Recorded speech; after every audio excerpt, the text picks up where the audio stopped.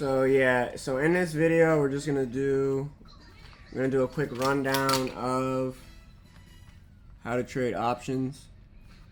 For this video we're gonna use Webull. Webull is really confuses me. I think Robinhood is very much so more user friendly, but for the sake of this video, like I don't know why it's not even that. Oh, because I was right here. So when you first get on Webull, this is where you're going to be at. I recommend that you start with a paper trade account so you can learn how to do this without risking any real money. So once you do that, it'll then send you to where I just was. I don't need it to do it twice.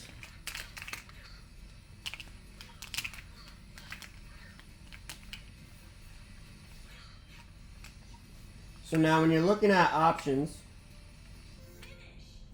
you're looking at the main things you want to focus on are your Greeks. Your delta is how much money you're going to make for every dollar this price moves. So let me just put on something that's probably going to have a lot better looking numbers. So this means that for every dollar this contract moves, or this price moves for the SPY, you're going to make $76. Now your theta is for every day you hold it, that's how much money you'll lose. So you would lose $27 for every day you hold this trade. So right now it just turned to 30, just about. So off rip, you know this is not the trade. It's not a contract you want to get in on. So your main two things are your delta, your theta, right? So how much you're going to make, how much you're going to lose by holding it every day. You want to have a high open interest and high volume, because that means a lot of people are getting in on this trade, and it'll be easy for you to get in and out of this trade. You don't want to get in on a trade that has no volume or open interest, because it'll be hard to get in and out. Nobody's looking at the trade. No one's going to buy your contract. So, that being said, you can really, the next thing you look at is can you not do that to Daddy's glasses? The next thing you look at is implied volatility. So you want implied volatility to actually be low. You want to get in while it's still low. Later on, we want it to be higher, but for now, you want it to be low. Implied volatility to be lower. Something like 50% or lower is really good. So when it comes to calls and puts, when you're getting a call, you're expecting price to go up. When you're buying a put, you're expecting price to go down. You have your options right here for the different contracts. The further out the contract, now you don't want it too far out, but ideally, the further out, it's going to be better. You know, so I would recommend at least 2 weeks. I mean, you could do one for the week. You could, just be trading for the day. It all depends on the level of experience that you're at. Ideally, really just holding for at least a 2-week out contract. That's, that's pretty solid. So, strike price. So, for example, price is at 164 or 600. The SPY is at 600.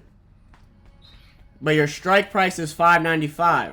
So, for an example of buying, you would want to be buying below 600. So you'd be wanting to buy a call that's below 600. Ideally, it's $5.95, and that would be what's called in the money. That would be what's called in the money. You want to buy in the money contracts. If you were buying a play that's for a put, you'd want to be selling above 600. So you would be buying a strike price of 603, 602, something like that. And that would be considered in the money. In the money plays are a lot safer. So that was just kind of a quick rundown of how one would trade options.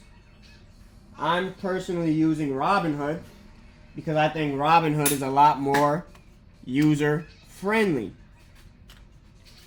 But you know, some people use Webull, and for this example, I'm just using Webull because it's just that simple. So yeah, I'll again, just a quick rundown. Delta, how much money you're gonna make for every dollar it goes up. You want your delta to be high. You want your theta to be low. This is way too high. If you're only gonna make $70 for every dollar it makes, but you're gonna lose 30 for every day you hold it, this trade makes absolutely